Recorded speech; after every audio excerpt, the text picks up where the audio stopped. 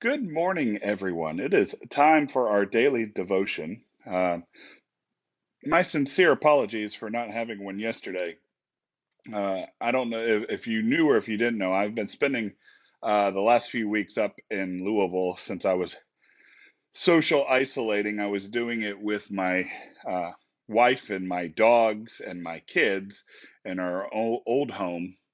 But when Florida came down and said they were going to start the lockdown, on last night at midnight, which was Thursday night, I was started to get really concerned, and I knew it was probably time for me to get back to Florida.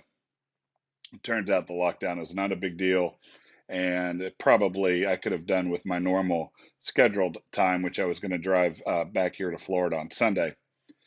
But I wanted to be safe. That it would be better to be safe than sorry. So instead of doing my daily devotion yesterday, I started driving from Louisville, Kentucky at 5 a.m.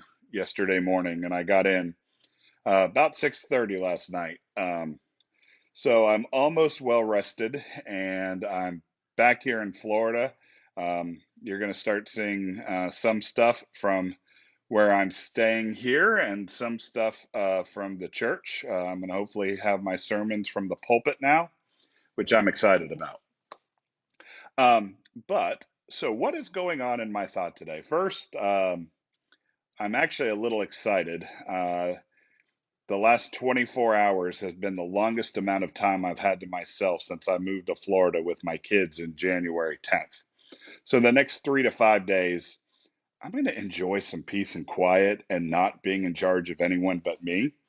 After that, I'm going to be really sad and missing my family very, very badly. Um,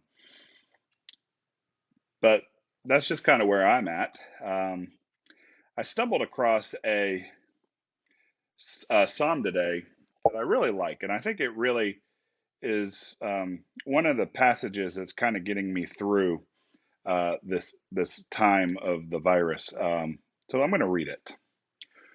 It is Psalm 27, verses 4 and 5. One thing I ask from our Lord, this only do I seek, that I will dwell in the house of the Lord all the days of my life, to gaze on the beauty of the Lord and to seek his temple. For in the day of trouble he will keep me safe in his dwelling.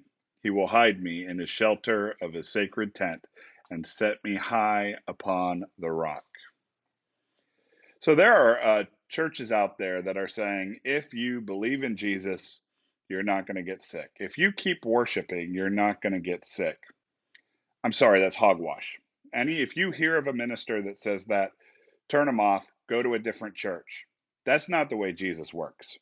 Jesus is not a miraculous healer for people who say the right things or believe the right things. It's just not the way it works. There are going to be just as many Christians who get sick. There are going to be just as many Christians who get sick and just as many Christians who die of the coronavirus as people who of other faiths or who have no faith. But there is a difference. And this is what makes all the difference in the world to me. It is one of the main reasons that I am a follower of Jesus the Christ. We, all of us who understand there is God and see God and have experienced God, we are in God's house.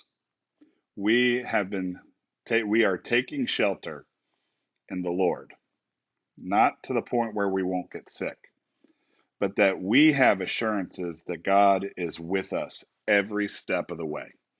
Uh, Today, as I am well, God is with me.